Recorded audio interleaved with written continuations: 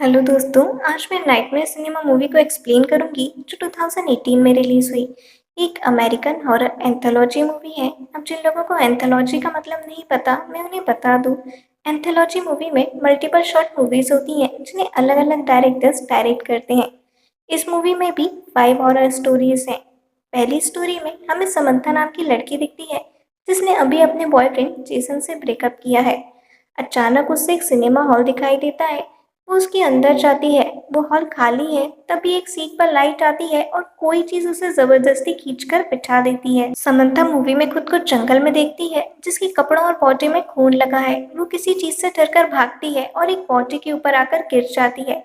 एक साइको हाथ में हथियार लिए उसके पीछे था, लेकिन समंथा के छुप जाने से वो उसे नहीं देख पाया। तभी जेसन समंथा को मिलता है। इस साइको ने और भी लोगों को मारा है। साइको इनके पीछे है, तो बिना किसी हेल्प के वो टॉम वापस नहीं जा सकते। तभी एक पुलिस ऑफिसर टॉम वहां आता है और उन दोनों को गन पॉइंट पर लेता है। समंथा टॉम को साइको के बारे में बताती है। टॉम उनकी बात पर ट्रस्ट करके उन्हें अपने साथ ले जाने वाला होता है। तभी वो साइको गाड़ी के सामने खड़ा होता है।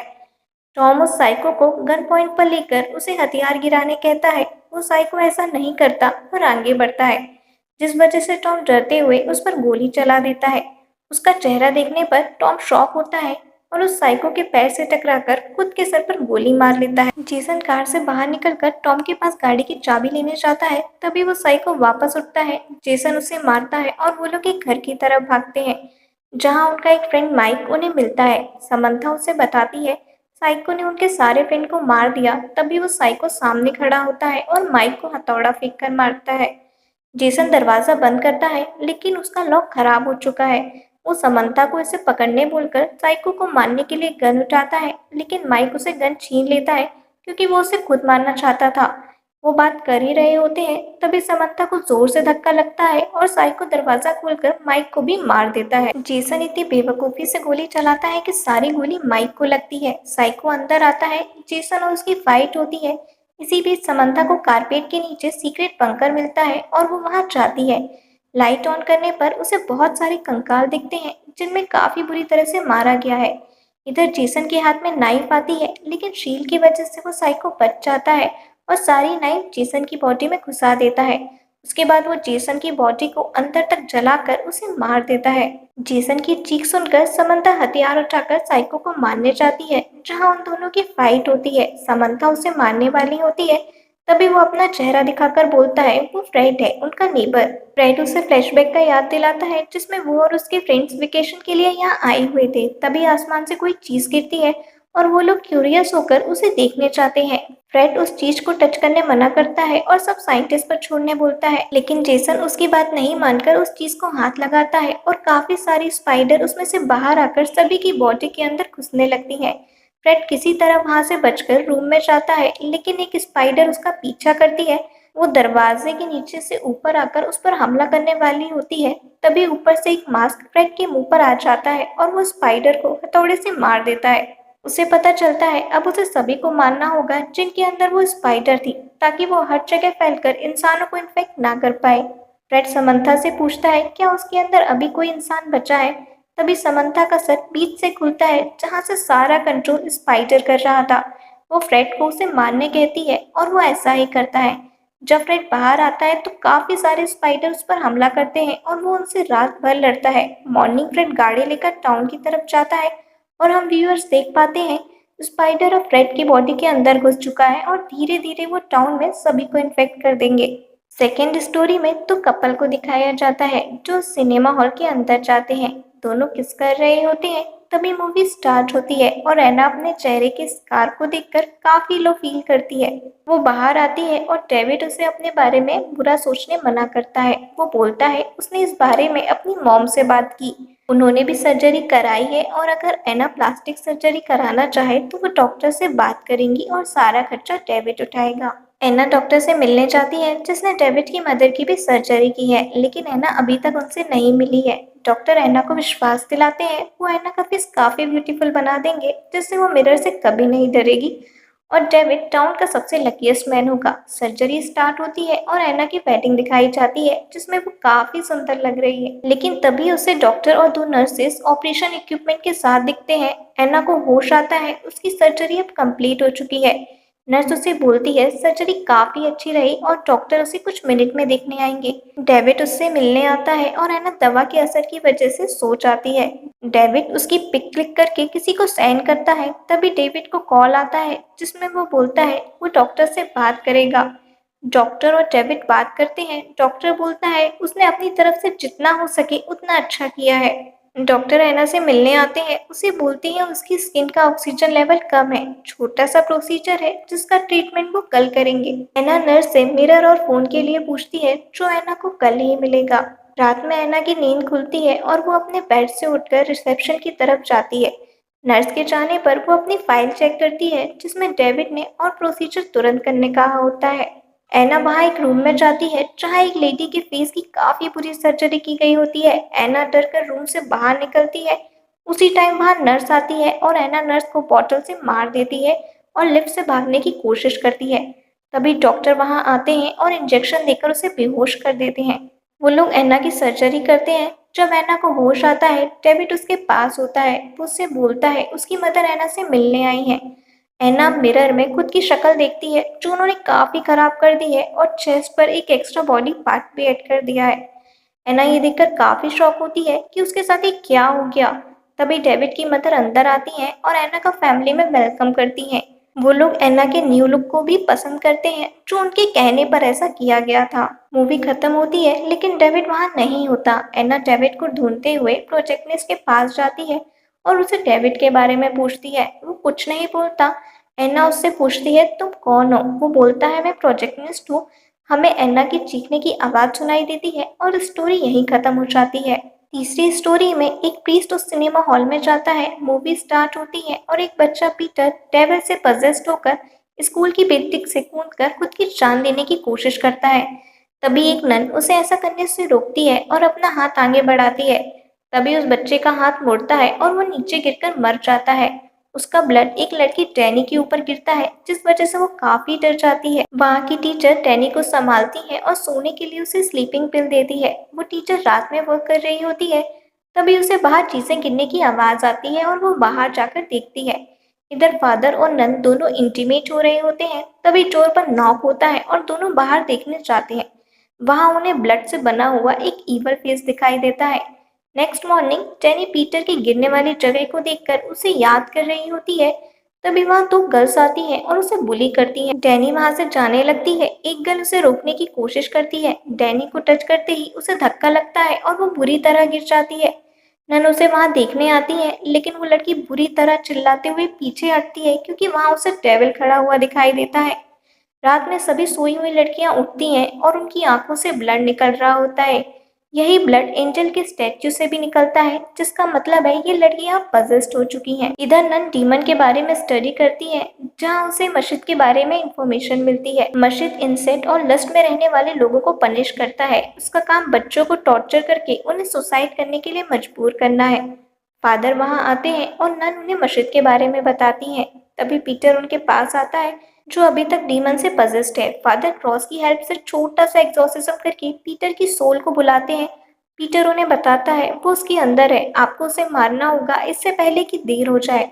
फादर डैनी को बुलाते हैं और उसके ऊपर एग्जॉर्सिज्म करते हैं, लेकिन टीचर जो डैनी की मदर है उसे आकर वहां से ले जाती है।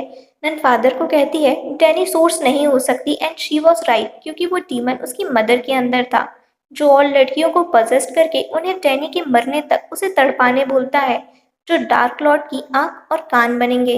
जब फादर और नन वहां आते हैं वो देखते हैं डैनी मर चुकी है और उसके लिप सिले हुए हैं।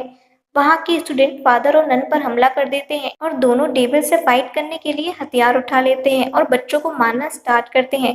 डैनी की मदर सुसाइड करने वाली होती है तभी नन उसे बचाने आती है। उसका हाथ भी पीटर की तरह मुड़ता है लेकिन नन उसे बचा लेती है। इधर फादर काफी बुरी तरह बच्चों को मारते हैं। तभी वहां मदर के स्टैच्यू से ब्लड निकलता है और बच्चे फादर को मार देते हैं। यहाँ नन और टीचर दोनों नीचे गिर जाते हैं जिससे उस लेडी की मौत हो जाती है और डीमन नन को पजेस्ट कर लेता है। मूवी खत्म होती है और प्रोजेक्टनिस्ट आकर फादर को भी मार देता है। फोर्थ स्टोरी में एक लेडी सिनेमा हॉल में आती है। वो खुद को एक हॉस्पिटल में देखती है जहाँ वो साइकेट्रिस्ट से मिलने आई है। रिसेप्शनिस्ट उसे थोड़ी देर वेट करने कहती है। लेडी अपने दो बच्चों के साथ आई है। उनकी बातों से लगता है वो लोग काफी देर से वेट कर रहे हैं। लेडी वापस रिसेप्शनिस्ट के पास जाती है, लेकिन सब जगह उसे काफी गंदी दिखाई देती है। लेडी के बेटे को वॉशरूम यूज करना होता है, लेकिन वो अपने बच्चों को अकेले जाने मना करती है। तभी उसे डॉक्टर अंदर बुलाते हैं। लेडी डॉक्टर को बताती है उसे डर लग रहा है क्योंकि कल मॉर्निंग से उसके पास की चीजें बदल रही हैं। डॉक्टर पूछते हैं क्या ये बात उसने अपने हस्बैंड को बताई। वो लेडी बोलती है उसका हस्बैंड 2 दिन पहले उसे छोड़ चुका है और वो उसकी प्रॉब्लम के बारे में कुछ नहीं कर सकता। डॉक्टर उससे पूछता है क्या उसके आसपास के लोगों की तरह उसके बच्चे भी उसे अगली दिख रहे हैं। लेडी कहती है नहीं, वो मेरी आपकी तरह नॉर्मल दिख रहे हैं और उसके बच्चे ही उसे यहाँ लाए हैं। वो दोनों काफी मैच्योर बिहेव कर रहे हैं। इनफैक्ट आज मॉर्निंग उसके बेटे एलन ने डॉक्टर का नंबर ढूंढकर उनसे अपॉइंटमेंट लेने कहा है। डॉक्टर उससे पूछते हैं क्या आसपास के लोग स्ट्रेंज तरीके से बदल रहे हैं जिस वजह से उसे सुसाइड करने का मन कर रहा है। तभी रिसेप्शनिस्ट डॉक्टर को कॉल करके बोलती है उसके कलीग उसका वेट कर रहे हैं। डॉक्टर लेडी को नेक्स्ट मॉर्निंग 8:30 की अपॉइंटमेंट देकर उसे कैबिन से बाहर निकाल देते हैं। लेडी को अपने बच्चे रिसेप्शन पर नहीं दिखते। वो अपने बच्चों को ढूंढने वॉशरूम में जाती है जहाँ क्लीनर सफाई कर रहा होता है। वो उसे बार बार अपने बच्चों के बारे में पूछती है। क्लीनर इसे इग्नोर करता है। लेडी एक पैकेट से गन निकाल कर उस पर चलाती है, लेकिन उसमें से एक अजीब चीज निकलती है। वो वहां से भागती है और डॉक्टर के साथ अपने बच्चों को बात करते हुए देखती है। वो तीनों लेडी की सुसाइड के बारे में बात कर रहे हैं। उनकी बातों से लगता है वो चाहते हैं कि लेडी सुसाइड करे। उन तीनों की वॉइस धीरे धीरे चेंज होने लगती है। तभी लेडी अंदर आती है और वो तीनों अब भी उसे अगली दिखते हैं, जिस वजह से वो डॉक्टर को गोली मार देती है। ऐसा करते ही उसके बच्चे उसे क्लीन दिखने लगते हैं और अपने बच्चों को लेकर वहां से निकल जाती है। मूवी खत्म होती है और लेडी गन से खुद को ही शूट कर लेती है। फिफ्थ स्टोरी में एक लड़का उस सिनेमा हॉल में आता है। मूवी स्टार्ट होती है और वो खुद को पियानो परफॉर्म करते हुए देखता है। उसके मॉम डैड वही है जो उससे काफी खुश हैं। वो लोग कार में बैठे हैं। तभी एक साइको जो कार में छुपा हुआ था रायली पर गन पॉइंट करके उन्हें कार से बाहर निकलने बोलता है। रायली के डैड और साइको की लड़ाई में साइको उनके डैड को गोली मार देता है। उसकी मॉम रायली को भागने बोलती है। तब तक साइको उन्हें भी गोली मारकर रायली के पीछे जाता है और उसे गोली मार देता है। सीन हॉस्पिटल का दिखाते हैं जहां डॉक्टर रायली का ऑपरेशन कर रहे हैं। उसकी आंख थोड़ी देर के लिए खुलती है और वो अपनी मदर को देखता है। जब रायली को होश आता है तब वो अपनी मॉम डैड के बारे में पूछता है। डॉक्टर उसे कुछ नहीं बताते और रेस्ट करने बोलते हैं। रात में रायली अपने साइड के बेड पर एक आदमी को देखता है जो पूरी तरह इंजर्ड है। उसे प्यास लगती है, लेकिन ग्लास गलती से नीचे गिरता है। रायली उसे उठाता है। तब तक वो आदमी उसके पास खड़ा होता है और वहां से बाहर चला जाता है। रायली उसके पीछे जाता है। नर्स वहां आती है और वो रायली को वापस अपने बेड पर जाने बोलती है। रायली वीकनेस की वजह से गिरने वाला होता है तो नर्स उसे बेड तक जाने में उसकी मदद करती है। तभी केसी अपने रूम से निकलकर उन्हें देखती है और नर्स उसे भी अंदर जाने बोलती है। रायली उस आदमी को वापस बेड पर देखकर शॉक होता है। नर्स उसे चेक करती है। उसकी डेथ हो चुकी है और क्लॉक में 3:09 का टाइम दिखा। It means devil time start हो चुका है। रायली सो ही रहा होता है तभी उसकी मॉम वहां आती है और रायली को अपने साथ घर चलने बोलती है। रायली की आंख खुलती है। नर्स उसे बताती है वो लोग उसे आईसीयू से रेगुलर रूम में शिफ्ट करने वाले हैं। वो लकी है क्योंकि ऑपरेशन के टाइम लगभग वो मर ही चुका था, क्योंकि उसकी हार्ट बीट 17 मिनट तक बंद थी। रात में साइको रायली के रूम में फ्लावर लेके आता है। क्योंकि विजिटिंग आवर्स खत्म हो चुके थे, इसलिए नर्स साइको को मॉर्निंग आने बोलती है। रायली की आंख खुलती है और वो हॉस्पिटल में बहुत सारे मरे हुए लोगों को पाता है। उसकी मुलाकात केसी से होती है जो उसी तरह उन लोगों को देख सकती है। दोनों बातें करते हैं। केसी उसे बताती है उसने खुद की जान लेने की कोशिश की। 6 मिनट तक उसकी हार्ट बीट बंद थी। उन्हें यह सब इसलिए दिख रहा है क्योंकि वो लोग दो दुनिया के बीच फंस गए हैं। रायली उसे अपनी मॉम के बारे में बताता है जो उससे बातें करती हैं और उनके साथ घर जाने बोलती हैं। नेक्स्ट मॉर्निंग वापस रायली की मॉम उसके पास आकर अपने साथ ले जाने की कोशिश करती है, लेकिन केसी वहां आकर रायली को बचा लेती है। नर्स केसी को रायली के रूम से बाहर जाने बोलती है। केसी अपने रूम में जाती है और रायली की मदर उसे मार देती है। रात में साइको रायली को मारने आता है क्योंकि रायली उसका फेस देख चुका है। वो उससे बचकर एक नर्स से हेल्प मांगता है, बट साइको पहले ही उसे मार चुका है। रायली मर्जरी में जाकर छुपता है। वो छुपते हुए बाहर निकलने की कोशिश करता है, लेकिन साइको उसे ढूंढ लेता है और उसे मारने की कोशिश करता है। तब राइली को उसकी मॉम और केसी के विजन आते हैं, जहाँ केसी उसे फाइट बैक करने कहती है और राइली साइको को मार देता है। डॉक्टर वहां आकर उसे वहां से बाहर लेकर जाते हैं, जहाँ राइली केसी और अपनी मॉम डैड को देखता है। तभी उसे साइको दिखता है और स्टोरी यहीं खत्म हो जाती है। प्रोजेक्टनेस राइली के पास आता है। राइली उससे क्वेश्चन करता है क्या वो मर चुका है। प्रोजेक्टनेस उससे बोलता है तुम कभी जिंदा ही नहीं थे, और उन सब की तरफ देखकर बोलता है ये सब मर चुके हैं जो उससे पहले यहाँ आए थे। राइली यहाँ से जाना चाहता है। प्रोजेक्टनेस उससे बोलता है तुम्हें क्या लगता है तुम अपने फ्यूचर से छुप पाओगे जो ऑलरेडी तुम्हें बता दिया गया है? अगर ऐसा है तो भागो। राइली वहां से भाग जाता है और प्रोजेक्टनेस राइली की मूवी को एक बॉक्स में बंद करके रख देता है, जहाँ काफी लोगों के नाम के बॉक्सेस रखे हुए हैं, और मूवी यहीं खत्म हो जाती है। आप सोच रहे होंगे ये प्रोजेक्टनेस कौन था? तो वो डेट कलेक्टर था जो लोगों को उनकी डर और डिजायर दिखाकर उनकी सोल को पनिश करता था। इन सभी ने कोई ना कोई सिन कमिट किया था जिस वजह से वो अब हेल में थे। एक सीन में हम देखते हैं सभी लोग एक साथ स्क्रीन को देख रहे हैं, विच मीन्स ये उनके लिए कभी ना खत्म होने वाली पनिशमेंट है। डेथ कलेक्टर ने राइली को क्यों जाने दिया? तो उसका कहना था ये राइली का फ्यूचर है जिससे वो नहीं भाग सकता। मतलब ऑपरेशन थिएटर के 17 मिनट जब राइली की हार्ट बीट नहीं चल रही थी वो हेल में था, और उसकी सोल हेल में आने का टाइम अभी नहीं आया है। क्योंकि अब राइली की सोल दो दुनिया के बीच फंस गई है, इसलिए डेथ कलेक्टर उसे बोलता है कि अब वो जिंदा नहीं है, लेकिन फ्यूचर में राइली की सोल जब दूसरी दुनिया को छोड़ेगी वो हेल में ही आएगा। आपको कौन सी स्टोरी अच्छी लगी नीचे कमेंट्स में ज़रूर बताइएगा, और ऐसी ही और एक्सप्लेनेशन के लिए चैनल को सब्सक्राइब करना ना भूलें।